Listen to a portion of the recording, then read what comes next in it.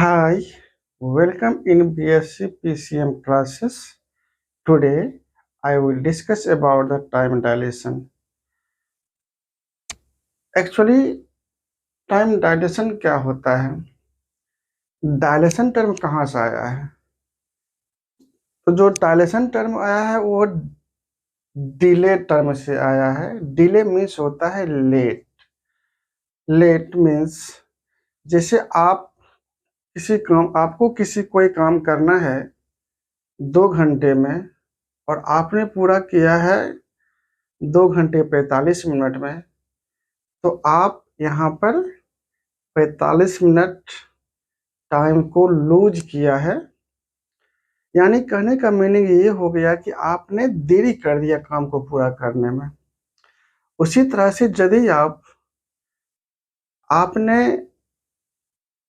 इसी काम को 1 घंटे 45 मिनट में किया है, तो यहाँ पर 15 मिनट आपने टाइम को गेन किया। इसका मतलब ये हो गया कि टाइम जो टाइम दिया गया था आपको काम करने के लिए, उस टाइम से 15 मिनट पहले आपने पूरा कर लिया है।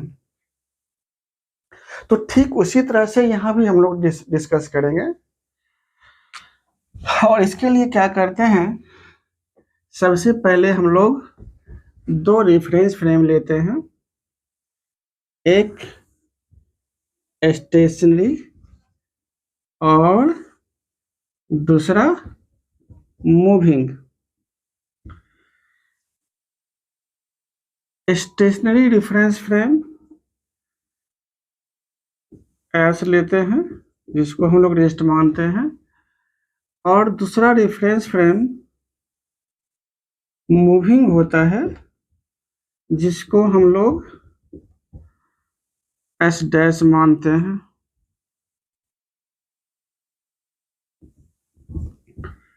एस डैश ये आपका मूविंग है। Moving with constant velocity v along x axis. मान लेते हैं P पॉइंट पर एक सायरन है। सायरन जो सिग्नल देता है, या कोई बल्ब ले सकते हैं।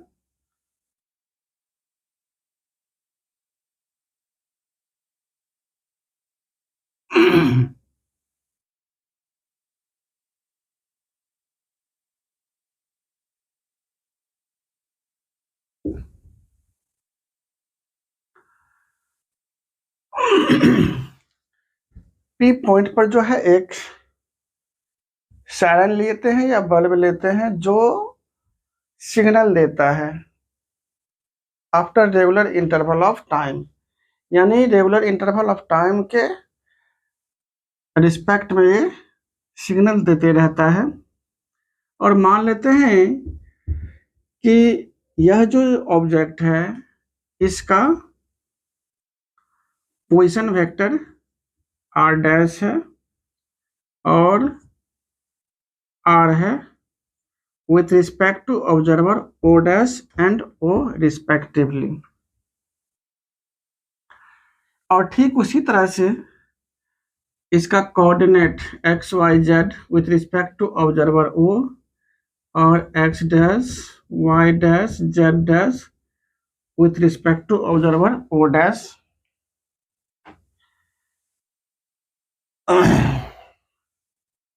तो सबसे पहले हम इस फिगर को बारे में डिस्कस करते हैं। Let S and S dash are 2 reference frame. Reference frame S is at rest and S dash is moving with constant velocity v along the positive direction of x-axis. Suppose P be a object which gives signal after regular time interval.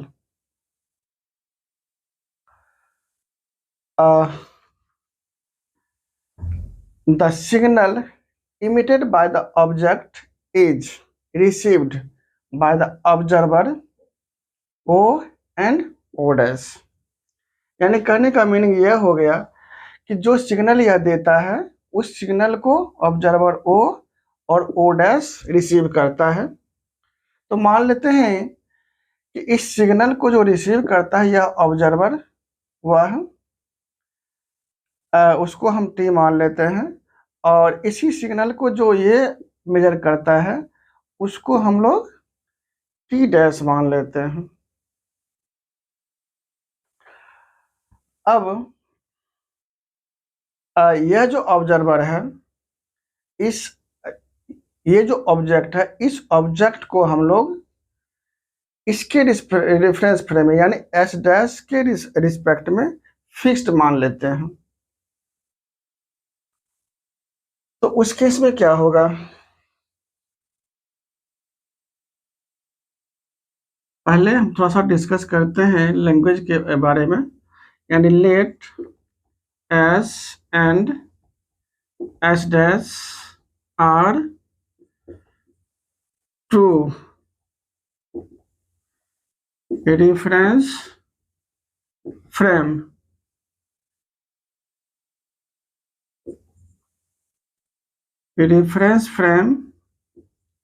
as is at rest and s dash is moving with constant velocity v along the x-axis। Let an object which gives signal after regular interval of time is attached in the reference frame S dash। अब हमको इसमें जो निकालना है वह है time जो receive करता है बाय द ऑब्जर्वर O और O डैश, उसके बीच रिलेशन निकालना है।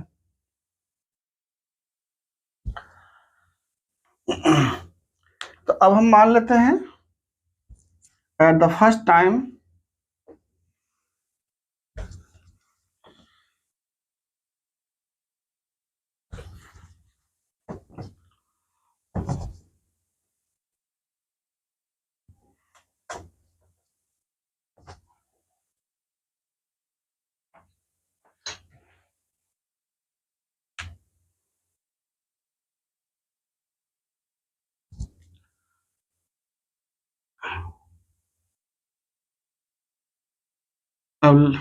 let the object gives a signal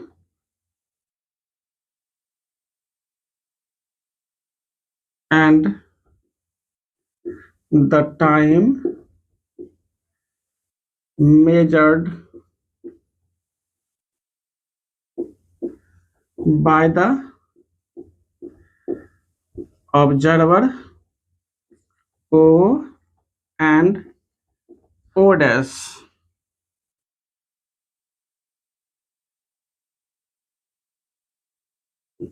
are T and T dash respectively। Then from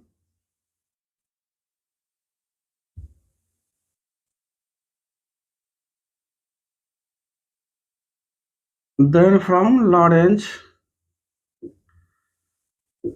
inverse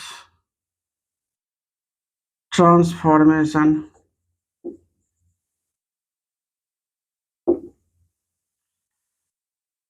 T is equal to T dash plus V x dash upon C square upon under root 1 minus V square by C square.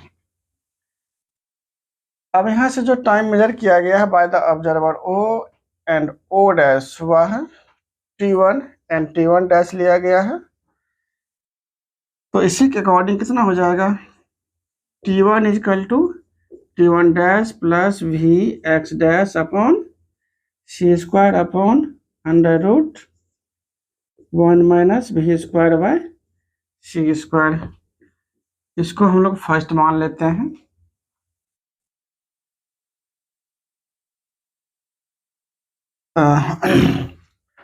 अब हम लोग फिर मान लेते हैं कि कुछ समय के बाद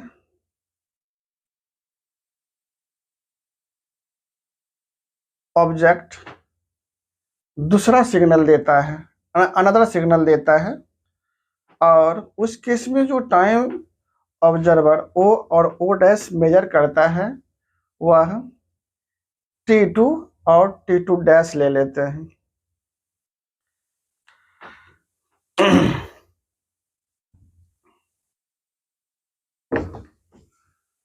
अब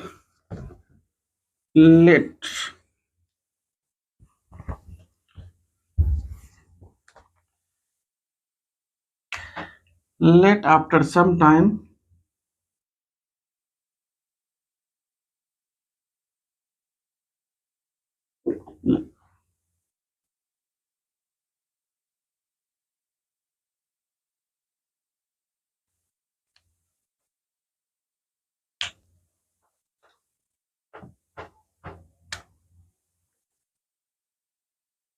let after some time another signal is received by the observer O and O dash, and the time measured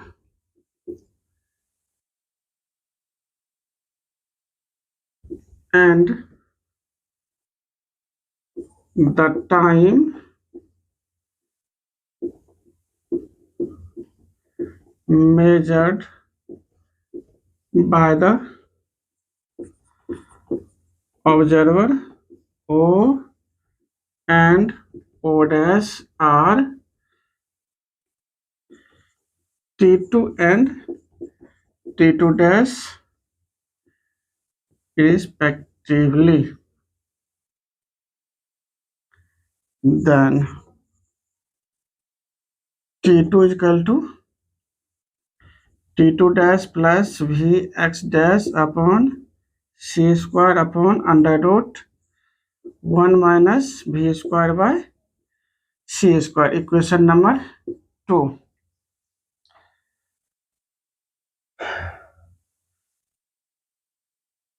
Now subtracting equation first from equation 2. जब हम इक्वेशन फर्स्ट को इक्वेशन 2 में सब्ट्रैक्ट करते हैं तो उस केस में कितना आता है, T2 minus T1 is equal to T2 dash plus Vx dash upon C square whole divided by 1 under root 1 minus V square upon C square, फिर minus T1 dash minus Vx dash upon C square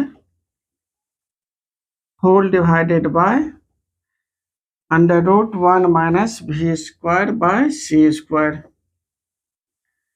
t2 dash plus v X dash upon C square minus t1 dash plus v X dash upon C square upon under root 1 minus v square by C square. भी x square और भी x square ये तो cancel हो जाएगा, t2 dash minus t1 dash upon under root 1 minus v square by C square.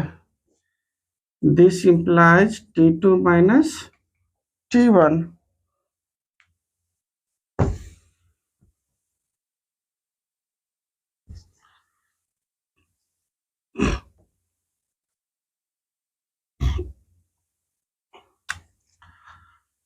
इसको equation number 3। Since the observer O dash measures the actual time difference, यानी चूंकि ये जो ऑब्जेक्ट है जो सिग्नल देता है after regular equal interval of time, वह रेफरेंस फ्रेम एच डैश के रिस्पेक्ट में फिक्स्ड है, इसीलिए जो ऑब्जर्वर ओ डैश मेजर करता है वह एक्चुअल टाइम डिफरेंस को मेजर करता है, और जो टाइम ऑब्जर्वर ओ मेजर करता है वह अपरेंट टाइम डिफरेंस को मेजर करता है। यानी एक्चुअल टाइम डिफरेंस जो होगा वह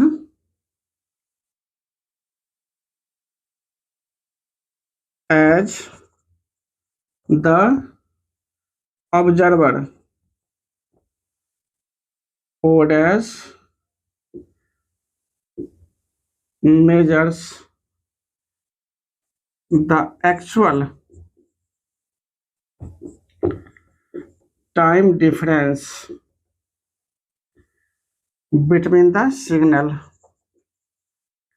between the two consecutive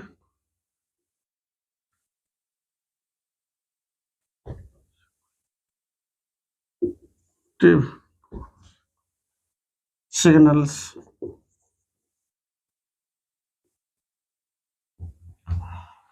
and hence delta t naught is equal to t2 dash minus t1 dash, and the observer O measures the apparent time interval, apparent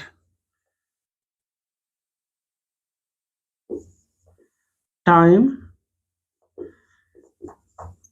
interval between two consecutive two signals,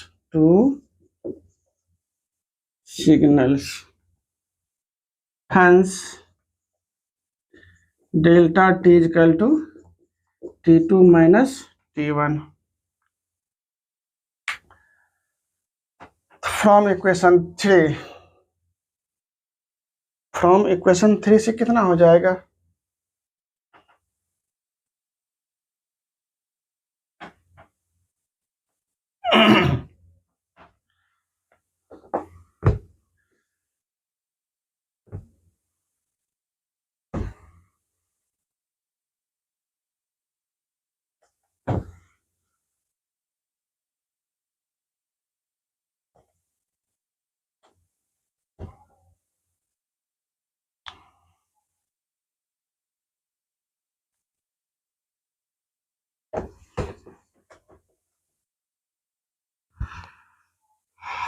delta t is equal to delta t naught upon under root 1 minus v square by C square.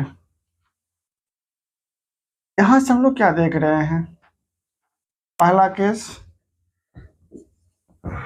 when s dash is at rest, जब rest में होगा, that is v equal to 0।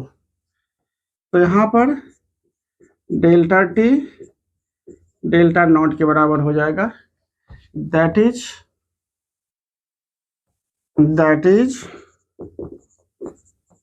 both observer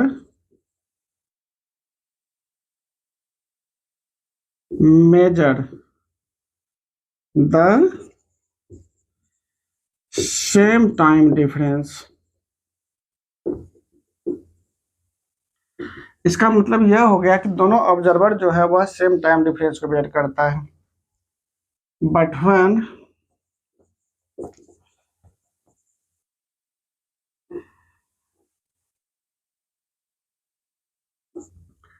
S dash is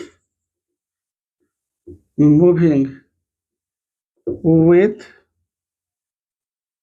comparable velocity with c, then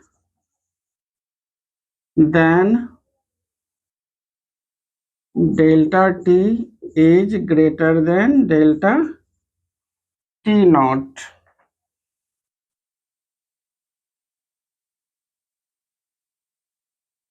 इसका मतलब क्या हुआ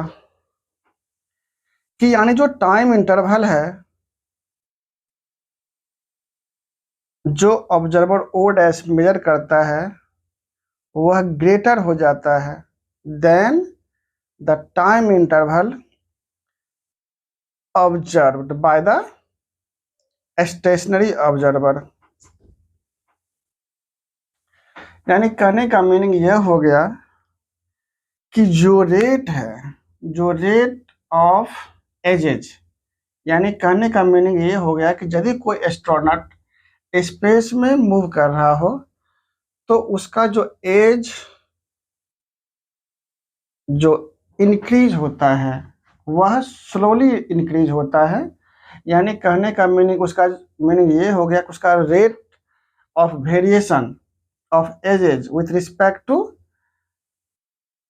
stationery observer is very slowly. तो इस case में हम यही देख रहे हैं कि यदि हम दो चाइल्ड को जिसका डेट ऑफ बर्थ सेम है, दो में से एक को अर्थ के सरफेस पर यानी अर्थ पर है और दूसरे को यदि हम स्पेस में with comparable velocity of c से भेजते हैं यानी मोशन में है, तो उस केस में